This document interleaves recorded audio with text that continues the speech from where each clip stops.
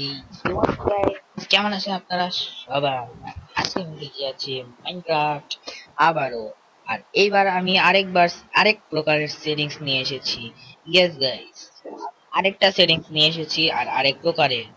এইবারের সেটিংসটা হচ্ছে আমাদের এই কিবোর্ড এন্ড মাউস সেটিংস কন্ট্রোলের জায়গাতে। এতদিন আমরা ওয়ার্ল্ডের গেম সেটিংস আর মাল্টিপ্লেয়ারের সেটিংসটা দেখেছি। দুই ভিডিও আগে আমি এটা আর গত ভিডিওতে আমি এই সেটিংস গুলো আপনাদেরকে দেখিয়েছি, আর আমি এই সব কিছু আপনাদেরকে অনেক ডিটেইলসে দেখিয়ে দিয়েছি। এখন আমি আজকে আপনাদেরকে এই সেটিংস এর ব্যাপারে বলবো। Keyboard and mouse settings. Keyboard and mouse settings হচ্ছে সবার আগেই নামটা দিয়েই বুঝাই দিল যে এইখানে আমি কিবোর্ড আর মাউস দিয়ে খেলতে পারবো। মানে হ্যাঁ গাইস, আমরা কিবোর্ড এন্ড মাউস দিয়েও আমাদের মাইনক্রাফটকে খেলতে পারবো। তো এটা হচ্ছে আমাদের একটা ভালো দিক। অনেকে মাইনক্রাফটকে কিবোর্ড আর মাউস ছাড়া খেলতেই পারে। যেমন গাইস, আমি মাইনক্রাফটের বেডরক এডিশন প্রায় 3 বছর ধরে খেলেছি, কিন্তু আজ পর্যন্ত পিভিপি তে প্রো হতে পারি। আর আমি মাইনক্রাফটের জাভা এডিশন মাত্র কয়েক মাস ধরে খেলেছি, আর এত প্রো হয়ে গেছি পিভিপি তে যে বলার মতো না। তো এখন আমার কাছে কিন্তু আবার আমার আমার ওগুলোতে মানে আমার ইউটিউব চ্যানেলে পিভিপির ভিডিওস আছে, সো আপনারা দেখে নিতে পারেন আমি কতটা প্রো হয়ে গেছি। একদম লেটেস্ট পিভিপি পার্ট 6 নাকি পার্ট 5 পর্যন্ত এসেছে আমার চ্যানেলে। পার্ট 6 অথবা 5-এ দেখবেন, তার চেয়ে এখন আমি আরো প্রো হয়ে গিয়েছি। তো আপনারা যদি চান তাহলে আমি আবার আরেকটা পিভিপি ভিডিওস আনতে পারবো। ওকে গাইস, তো আপাতত আমি আপনাদেরকে দেখাচ্ছি আমার এই টিউটোরিয়ালের শুরু করি তাহলে। তো গাইস, এই দেখেন, আর সবার আগে আমার আপনাদের কাছে চলে আসে ক্যামেরা সেন্সিবিলিটি। এই ক্যামেরা সেন্সিবিলিটি বিশেষ করে এই যে আপ- আপ- হ্যাঁ, আপনি যখন আপনার হাত দিয়ে ক্যামেরাটাকে যেভাবে যতটুকু স্পিডে ইচ্ছা অতটুকু স্পিডে ঘোরান, কিন্তু কিবোর্ড এন্ড মাউসে যখন আপনি অবশ্যই আপনারা জানতে পারেন। আর যদি না জানেন তাহলে আমি আপনাদেরকে বলে দিচ্ছি যে কিবোর্ড এন্ড মাউসের মধ্যে আমরা আমরা যেভাবে হাত দিয়ে নিজের মুন্ডুকে ঘুরাই, ওইভাবে আমাদের কিন্তু মাউসটা আমাদের মুন্ডুকে ঘুরায়। মাউসটা যত মাউসটাও একটা ছোট্ট একটা অ্যাঙ্গেলে ঘুরে, মানে সেন্সিবিলিটি অনুযায়ী ঘুরে। এটাই হচ্ছে ক্যামেরা সেন্সিবিলিটি, কি জানি আছে ওটাই, যে ক্যামেরা সেন্সিবিলিটি। তারপর আছে স্পাই গ্লাস ড্যাম্পিং।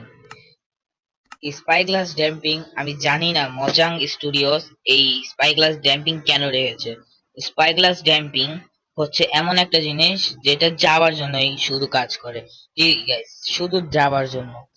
অনেক স্যাড একটা জিনিস, কিন্তু মাইনক্রাফট বেডরক এডিশনে স্পাই গ্লাস ড্যাম্পিং বলতে কিচ্ছু ভালো করে দেখা যায় না। স্পাই গ্লাস ড্যাম্পিং আসলে মেইনলি, ধরেন আমি অনেক দূর থেকে একটা জিনিস দেখছি, ধরেন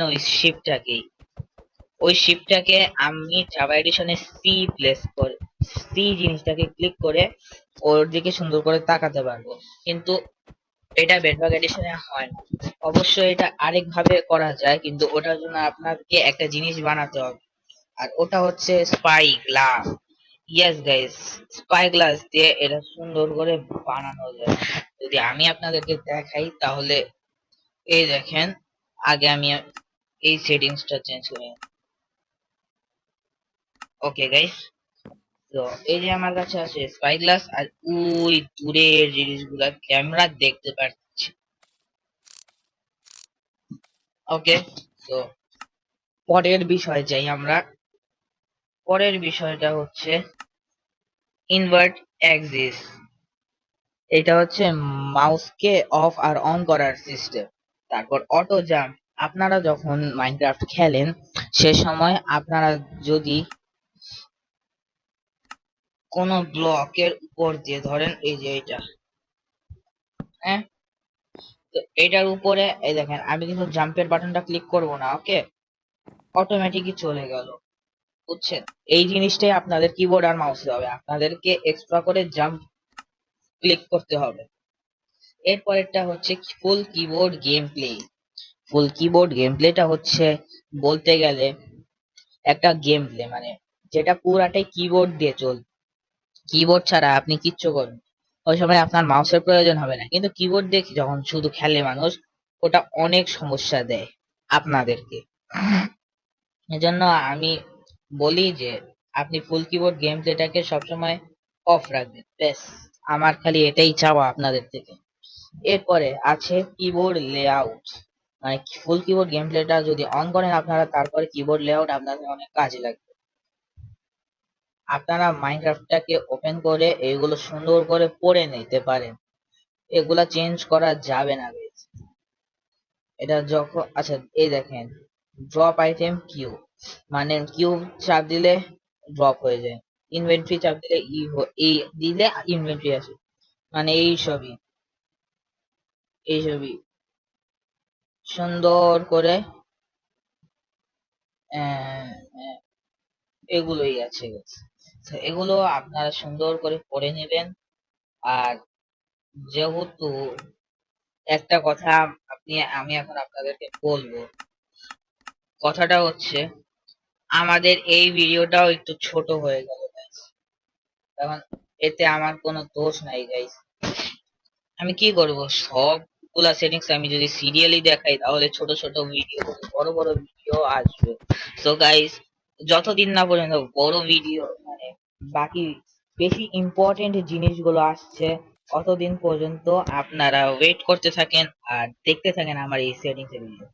এই টিউটোরিয়ালে আমি আপনাকে অনেক ভালো ভালো সেটিংস আর অনেক সুন্দর সুন্দর জিনিসপত্র দেখাবো, যা দেখে আপনারা নিজের মাইনক্রাফটের কিছু পিভিপি স্কিলসও ভালো করে অপটিমাইজ করে প্রো হতে হবে। তবে হ্যাঁ, আমি বলছি না আপনি এমনি এমনি প্রো হয়ে যাবেন। আপনাকে সবার আগে পিভিপি করতে হলে অনেক প্র্যাকটিস প্রয়োজন হবে।